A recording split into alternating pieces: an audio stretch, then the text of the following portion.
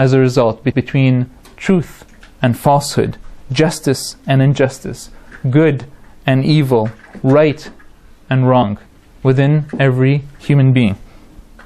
And so the essential struggle of the individual human being as well as the human collective is to resist this pull towards the earth and to turn the attention to the divine.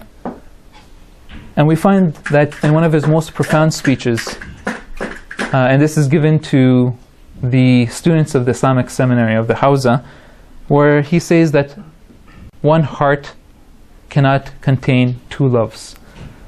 One can either love Allah or love the world, but both loves cannot be contained in the same heart. And he analyzes this. And you know, the Sayyid al-Shaheed was very analytical. It's remarkable how analytical he was. And he goes on to categorize love into single grade and double grade love. So when you go to a gas station, you know, you get regular and you get premium. So he also categorized love accordingly, whereby single grade love is one that his object of love occupies the center of his thoughts, of his feelings and sentiments, but his attention is periodically diverted from this object of love, and you know, ultimately returns to it. The double grade love, you know, this is the premium type. This is sheer love, whereby man's entire attention is drawn to the object of his love, and nothing can divert him from it. And so, in terms of these two categories of love, he says that these apply to both Allah subhanahu wa ta'ala, the love of Allah, as well as the love of the earth.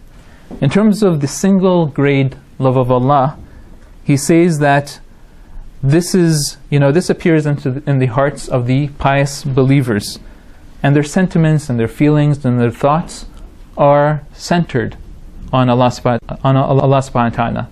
But from time to time, they are distracted and diverted into their day-to-day mundane activities, whether it's eating or socializing with friends or working. But you know, after they are free from this immediate engagement, their attention goes back to Allah subhanahu wa ta'ala. So this is the single grade love of Allah. And then there is the double grade love of Allah, which is found in the hearts of the prophets and the Imams alayhimus salam, and it's one that we should strive for, where they never turn away from Allah subhanahu wa ta'ala. We find Imam Ali alayhi salam saying, I did not see anything but that I saw Allah before it and after it and with it. So this is the double grade love. But you know, these two categories of love also apply to the love of the world, whereby the love of the world is such that, you know, one's concentration is on the activities and hopes of seeking worldly gains. But you know, from time to time, whenever he sees fit, he diverts his attention from the world towards worshipping Allah subhanahu wa ta'ala, to praying, to fasting. But then he returns back to, you know, attending to his world. So this is, you know, what is the single grade love of the world. But then there's also the double grade love of the world, whereby the love of the world reaches a stage where a man does not see anything but the world. And just as how Imam Ali alayhi salam had that statement, you know, as far as the world is concerned, such a person, you know, sees the world before everything and after everything and with everything. They're infatuated with the world. And so even such a person, if they were to fast, or if they were to pray, or if they were to seek knowledge and convey knowledge, all of that is done for worldly gain, for wealth, for power, for fame. And this is the double grade love of the world. And it's very dangerous. This is where Rasulullah sallallahu alaihi wasallam says that love of the world is the root of all evil. And Imam Ja'far Sadiq alayhi salam says that this world is like seawater. The more that one drinks of it, the thirstier they get. And so, you know, we have to look at ourselves as to where do we fall within these categories. And I think by and large most of us probably fall within the single grade love of the world and single grade love of Allah. And obviously our aim is to strive for that double grade love of Allah. That love whereby Imam Ali salam, it so infused him that at the age of 60, in his 60s, he was fighting like a warrior for Allah subhanahu wa ta'ala. And at the prime of his youth, he was patient when his rights were deprived. We find that this is the normal equation gets reversed when Allah subhanahu wa ta'ala becomes the center object of love, and when one's attention is never deviated from that. So in his 60s he was fighting like a warrior, and in the prime of his youth when his rights were deprived, he was patient. Can you imagine that?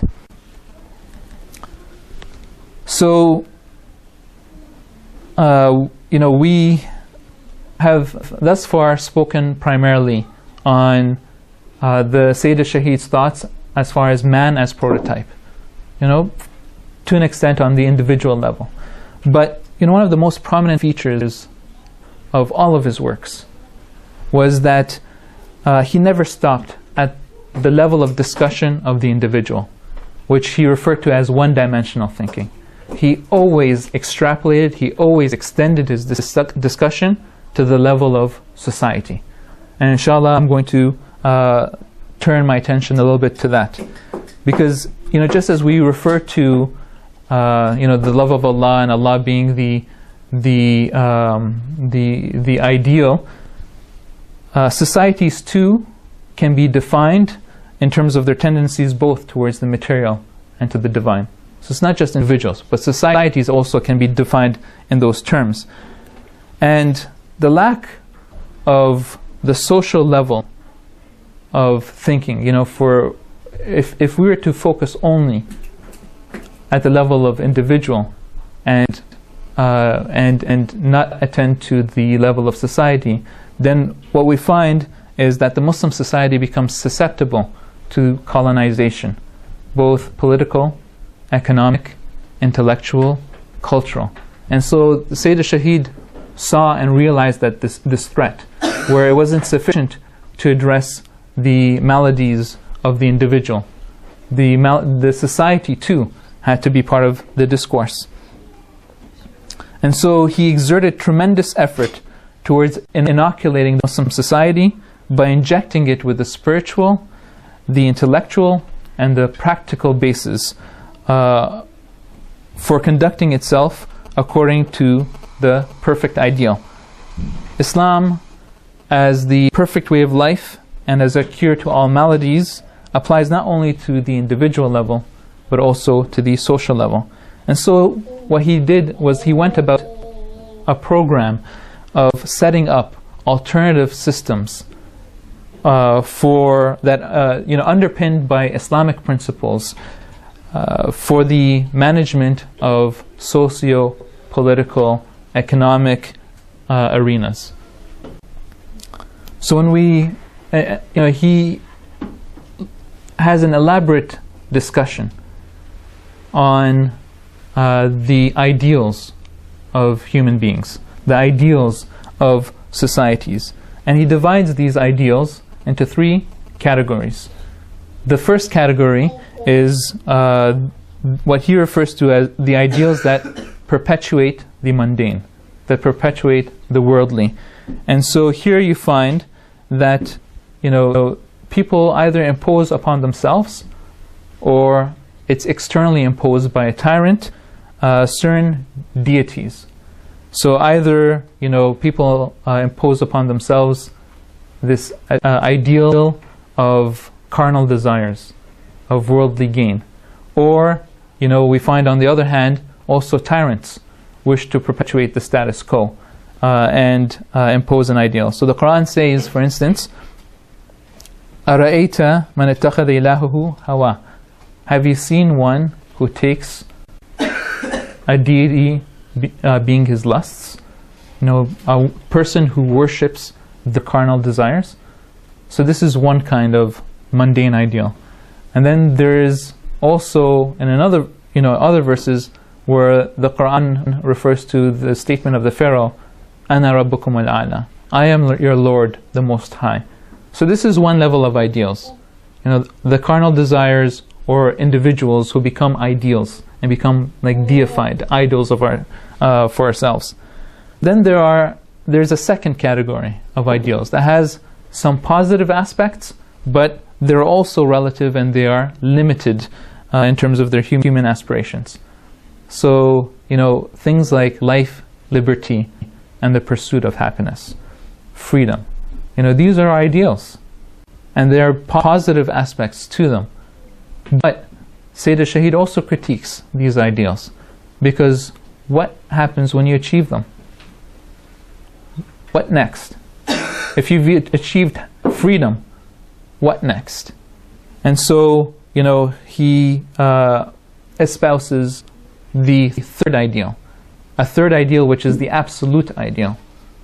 And this is being none other than Allah subhanahu wa ta'ala. And this is what, he has presented as the appropriate ideal for not just the individual, but for society as a whole. Allah subhanahu wa ta'ala being that ultimate ideal to strive for. Because if the ideal of man are limited, so too will their objectives be. And once they attain those objectives, they stagnate. But if their ideals are infinite, if their ideal is unlimited, then the field of man's action and progress is also unlimited. And so man will never stagnate, because that ideal is absolute. That ideal is unlimited. That ideal is infinite. And so this is, what he presents as the essential message of Islam, which has borne the standard of opposition to all false gods and to low ideals. And this is, the true ideal, which is Allah subhanahu wa ta'ala, the absolute ideal, in fact unshackles man and liberates him from all the bonds of servitude. So, on this basis, let's inshallah wrap up by discussing some of his political and economic thoughts. So again, based on some of the earlier principles that I mentioned, that it's in resistance of the pull of the world and upon the absolute ideal, which is Allah subhanahu wa ta'ala, that Sayyid al Sadr presents some of his political and economic models. So briefly, in terms of his political, and I won't get into the details because he is fairly rigorous and thorough, but in terms of principle, again going to that absolute ideal, and toward for not just individual but mankind to look towards the divine. The principle here is Ashhadu an la ilaha illallah, that there is no God but God, that absolute sovereignty belongs to Allah subhanahu wa ta'ala, and that we are to be the servants of Allah subhanahu wa ta'ala. And so he says, and I quote, "The enunciation of this truth was the greatest revolution as a result between truth and falsehood, justice and injustice, good and evil, right and wrong, within every human being." And so the essential struggle of the individual human being, as well, where he says that one heart cannot contain two loves. One can either love Allah or love the world, but both loves cannot be contained in the same heart.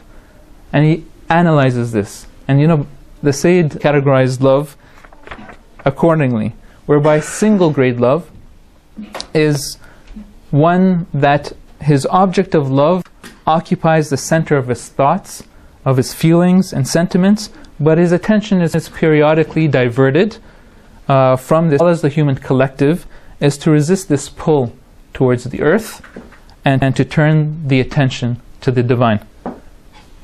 And we find that in one of his most profound speeches, and this is given to the students of the Islamic seminary of the Hawza. Al-Shaheed was very analytical. It's remarkable how analytical he was. And he goes on to categorize love into single grade and double grade love. So when you go to a gas station, you know, you get regular and you get premium. So he also